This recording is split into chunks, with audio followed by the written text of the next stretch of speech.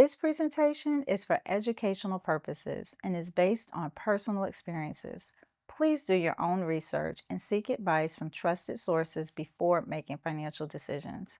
This is part of a broader conversation on building financial confidence. To personalize your journey, consider purchasing the workbook 8 Steps to Financial Empowerment by me, Dawn Johnson, available on Amazon. Welcome to another installment of the Financial Empowerment Workshop Series. Are you ready to take the next big step from planning to action and explore the world of investing? I'm Dawn Johnson, entrepreneur of almost 20 years and a financial empowerment advocate. You've got your dream life all mapped out, but now we're going to talk about how to get there. We're asking the most important questions about investing, including what type of investments fit with my lifestyle? How do you determine your risk tolerance based on your age and your goals? What research needs to be done before you put your money in the market? Are you prepared for the conversations around real estate investing? We discuss how generating multiple streams of income can help plan out that dream life. We'll show you how investment research is a foundational part of that planning and how you can find the right path for your unique situation. If you're ready to learn what to do and how to research in order to invest wisely to build the life you've always wanted, then let's get into it. Passive income is that income that comes in that you don't have to work every day for. It's called making money while you sleep. And the way that you get passive income is by having investments.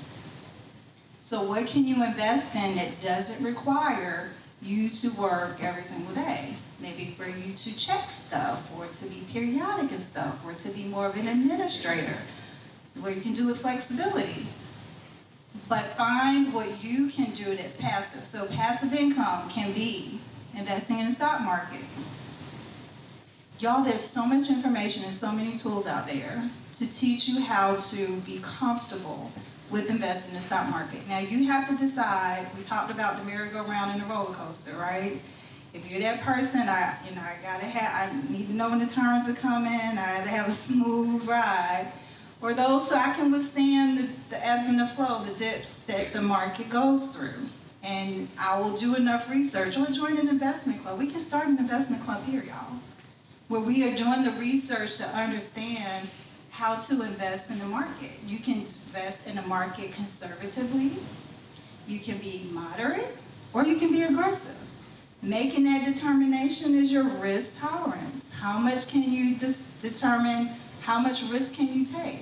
And some of your risk tolerance is dependent on your age. How much time do you have to make up for dips in the market? When the market goes down, and that money gets lost, do you have enough time to make it back up?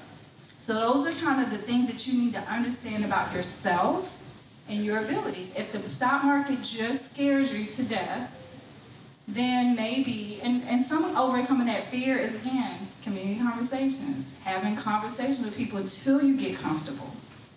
But if that's just not your cup of tea, then what about real estate? People like things that they can touch and feel. And Sabrina Ola will touch on that a little bit, because then if you're into buying properties, and then holding on to it for a period of time, and properties values have gone up historically over time. I don't think that there's any time in history that property values have gone down in terms of reselling. You may not, it can go up in terms of its appreciation and down, but from the point of purchase, I don't know that real estate has ever dropped from the point that you purchased it. So that's something that maybe they can talk about a little bit. But real estate tends to be a pretty strong investment that people can be comfortable with, because it's not like the market where it's a little intangible, it's tangible. People like stuff that they can touch and feel. And they can talk about all the different ways that you can get involved in real estate, whether it be buying and holding and selling, renting it out, flipping it, buying and getting with there are investors out there, people who buy properties, build homes, and sell them, that they can do it at a faster pace if you invest with them. If you find people who are really good at that, you can give them $10,000 and they can give you a return of 5 to 10%. If you develop those relationships and have those conversations, we're gonna have an event next weekend called WealthCon at Clinton College. It's a whole weekend of just talking about money. I hope y'all can attend. It's free. Friday, Saturday, and Sunday.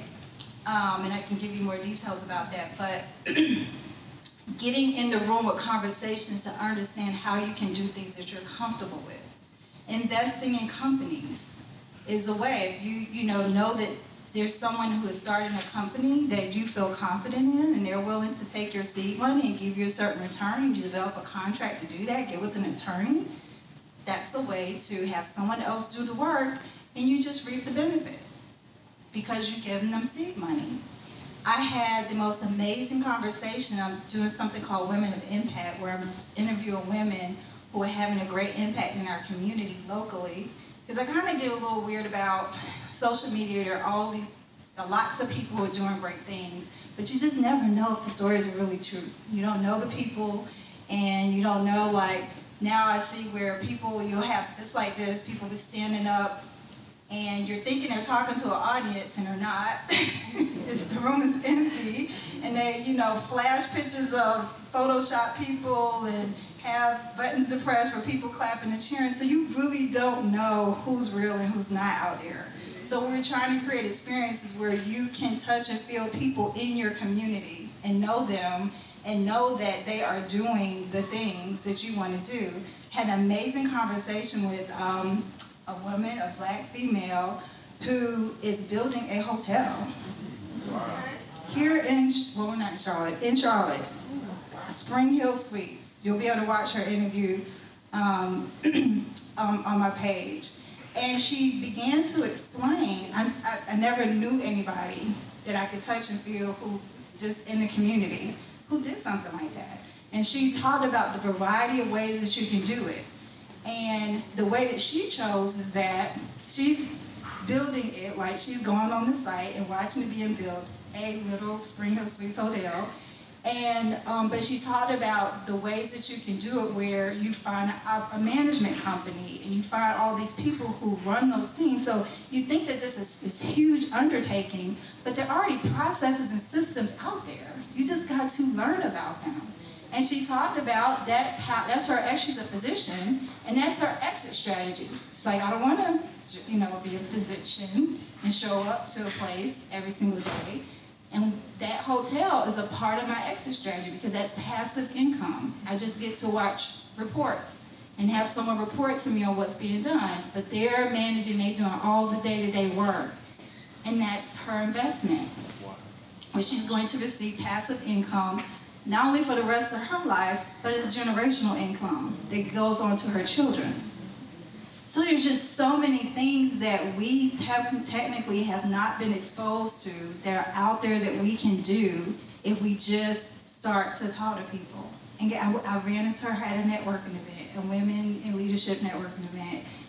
I heard, that she had multiple doctor's offices, just got to talking to her, found out she owns a restaurant, and now she's building a hotel. There are people in our communities who are having things, they're very busy, but they're still willing to talk to you and share for free their knowledge and their wisdom. Take them out to lunch. They gotta eat. Where are you going for lunch? I'll stalk you. Right. I'll pay the bill. So that's how, literally, it's not rocket science, y'all. That's how you learn how to do those things. So decide, what is your path forward? Like right now, y'all, you have workbooks or you're taking notes. Decide, what is the age that I want to retire? How much money do I want to live to sustain the lifestyle that I want, based on wants and based on needs and based on wants?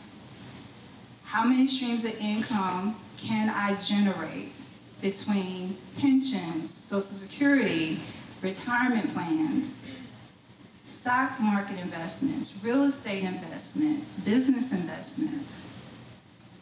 So it doesn't mean that you just have to depend on, because it does take time in a 401k, in an IRA to build up the money that you need. So let's say an exercise I have people go through. Who knows like the oldest living female in their family, if you're a woman. And when I say your family, that means mother, father, brother, sister, aunt, uncle. What are the oldest numbers? 93. 93? Anyone else know the oldest living female or the oldest living male, if you're a male? My grandma's 90. 90? My grandma's 93. 82? My And she's the grandma's 90. oldest? Go ahead. My grandma's 93. 93? So these are out of all your family, mother, father, sister, brother, aunt, uncle, those are the oldest that have lived in your family. Oh, no. Have lived. Have lived. Oh, here we go. No. My great aunt, she was 104. 104. Okay. Yeah. My great grandma just made it to 100th birthday. 100. Awesome. Yeah, my big mama was 100. My great grandmother was 100. 100. So why do I want you to know that number? Because you take that number, because then that's the possibility of how long you may live. Now, I don't want you to get, bummed out by if the number's low. Because you can think about, okay, what kind of lifestyle did they live? Were they eating right? Were they exercising? Did they smoke? Did they drink? And you can make different choices. And you can be the oldest living person in your family. So I don't want you to get depressed. But I want you to know that number because that is your best case scenario. Like, this is the possibility. So if I potentially could live to be 100 and I want to retire 50, my income needs to last me 50 years. Right? So whatever those streams of income are, and you can make adjustments. That's why that budget tracker is so cool because it has one column that says actual and one that says projected. So you can say, okay, from 50 to 70 or 50 to 80, those are going to be my active years, and I need $5,000 a month for those active years. That ends up being $60,000 a year. And then if I say from 80 to 100, I'm going to be, maybe I only need $2,500 a month. So then you can plan out your multiple streams of income, because also if you plan on selling your house and downsizing and moving to something smaller. So I want to talk about what Ola just talked about, because what she just talked about is a movement that is happening right now, where one of the biggest hiccups that people have in their concerns, so if you were to go to a financial planner right now, most of the time they are painting a very dismal picture. The average person probably needs about $2.4 million in savings to retire comfortably. And most people are like, now we get that at Ms. Jada, to your point. And so the reason why those numbers are so high is because of healthcare. Because healthcare is so expensive. So what's happening in those countries that Ola just talked about, so there's a magazine article that a lot of retirement financial planners are educating people about. There was an article in Forbes magazine that said there are the top 5 countries where you can live affordably off of something like $2,500 a month and live well. And it's based on 5 criteria. I think it's free or affordable health care, it being friendly to Americans, they being relatively health conscious. You don't necessarily have to speak the language. You can communicate fairly easily. I forget the 5th criteria, what it was. Well, it was the housing was affordable. So those top 5 countries have been. So when I read the article, it was in 2018, and the top 5 countries was Costa Rica, Portugal, Ecuador, Malaysia, did I say Panama? The top 5 that met that criteria. So if you take health care out of the equation, and you can get free health care, even though their taxes are higher, you can live off of $2,500 a month. so the research you have to do is like so those countries are now beginning to change. There's been such a massive flux of people moving into those countries. Those countries are beginning to adjust, how they're handling all the Americans moving over there. So, the political climate here is a little, got people a little on edge. So for those reasons, people are thinking about doing that. So having dual citizenship is also the plan that I'm on. Ola and I didn't talk about this, so it's very interesting that we have the same plan. Because I just came from Portugal, did an exploration trip, spent 3 weeks there. So I plan to visit each of those countries with my husband to decide where can we live or have dual citizenship. Because you just want to avoid double taxation. If they don't tax your American money, so our American money goes a lot farther than their money in their country. Because then people go, well, why do people are moving here from those countries? It's because they want better money, but they always have plans to go back to their original countries because of, quality of life. But American money goes far in other countries. So if you can have American streams of income and live in those countries, where it costs $5,000 a month to live a standard lifestyle here, and it only takes $2,500 there, and you got free healthcare. Utopia. So that is a strategy. So you just have to decide. And there now, so I follow Black Utopia on YouTube.